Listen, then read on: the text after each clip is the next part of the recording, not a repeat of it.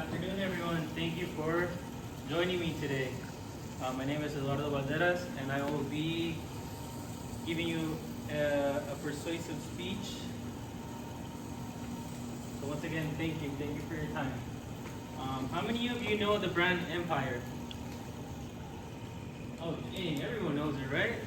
Well, you know their logo? Their logo is actually a graffiti style that you call a throw up, right? Does anybody know what that is? No? Well, their logo is actually a graffiti style of lettering. Most people hate graffiti, but they have the cool logo on their jeans, or they have it like on their Gucci bags, their Chanel bags, right? Like most of that stuff is actually graffiti, and it's been based off of graffiti. High-end brands benefit from the graffiti art, but oppose to it legally. I believe graffiti deserves less condemnation and should be understood beyond vandalism. But to understand graffiti, we must first look at the problem of the double standard in graffiti versus a life-threatening crime. Second, let's talk about the problem of vandalism penalties. And third, let's talk proposed solutions and community actions. Let's address the problem of penalties. Let's address the problem with penalties of vandalism. Graffiti is not art, but perceived as vandalism because at the end of the day, graffiti is illegally sprayed on people's properties, right? According to AbsoluteBailBonds.com, under the California Penal Code 594, as for the law is concerned, vandalism is considered to occur when someone maliciously defaces and damages or destroys someone else's property. Why are other crimes condemned less than graffiti? Did you know that a graffiti vandal gets more jail time than a second offender DUI driver?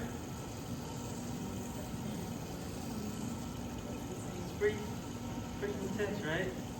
According to ChuckSmithLegal.com, individuals who are convicted of vandalism face up to a year in jail or prison and fine up to $50,000 depending on the value of the property that has been damaged. According to MBLKLawFirm.com, second offense DUI drivers may face up a jail time increase of a minimum of 96 hours and no more than a year. And I personally know this because when I was in jail for graffiti, I was there for 7 months. And DUI drivers were leaving the third day of their court day. Now that we have the harsh punishment of vandalism, let's talk about the vandals. The vandals that continue to spray up their cities even though they have been arrested for graffiti. There are plenty of vandals that still to this day continue to spray paint their cities. One of them happens to be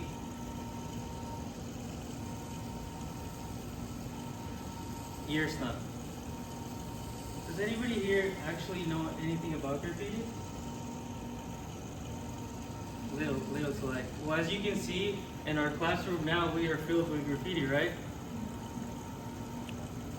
What does it do to this room? Does it make it look bad, or does it beautify it? Right? So why is it condemned so badly?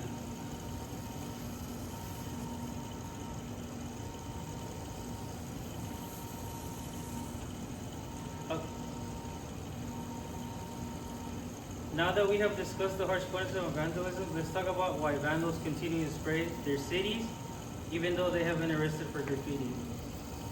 Graffiti is an act of anarchism, a form of expression, and also a scapegoat to gangs. Graffiti artists love the thrill of writing on everything, like Scheme once said, "I am out here to bomb." According to highestnobility.com, access December 12, 2023, Kiddo, a worldwide graffiti vandal sprays high-end fashion storefronts. Supreme likes the streets and graffiti. I put them to the test. Graffiti is a street culture and is taken out of context. Today, these brands make it luxurious and superficial, pointless. They try to intellectualize the practice by eliminating its crude essence, and that's so bad. Brands like Gucci, Chanel, and Louis Vuitton tend to make a pretty penny of vandals who go to jail for their graffiti work, and brands steal their artwork since it's sprayed in public spaces.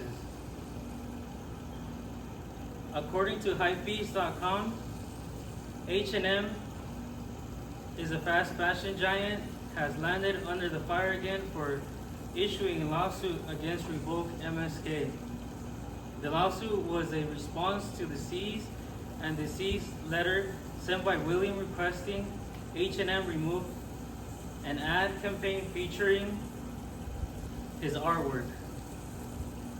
Mr. Williams have no copyrights to assert. So what does that tell you about big companies?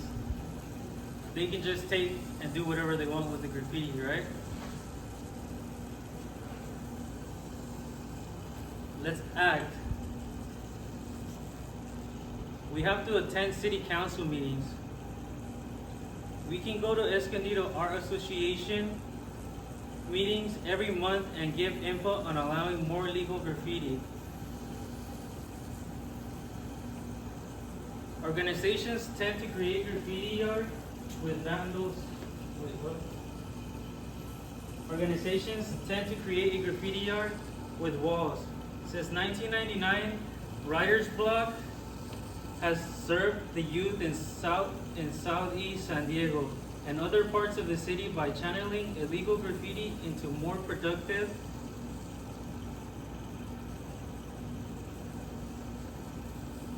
art skills. Artists like Vanegas and Sergio Gonzalez ran the park for at least 10 years as legal spaces for kids to go and spray their art. We have to create our own writer's block out here in the city.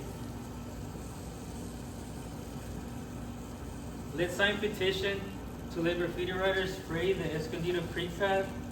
There has been more murals being painted in our town, but not enough of our own locals are getting the opportunity to paint the town.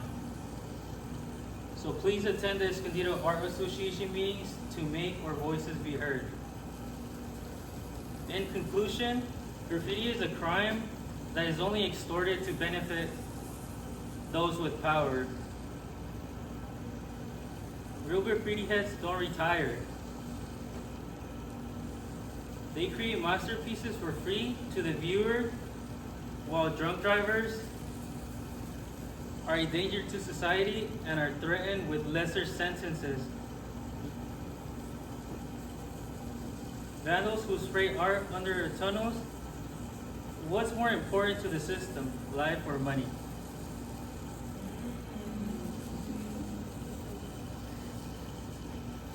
Or just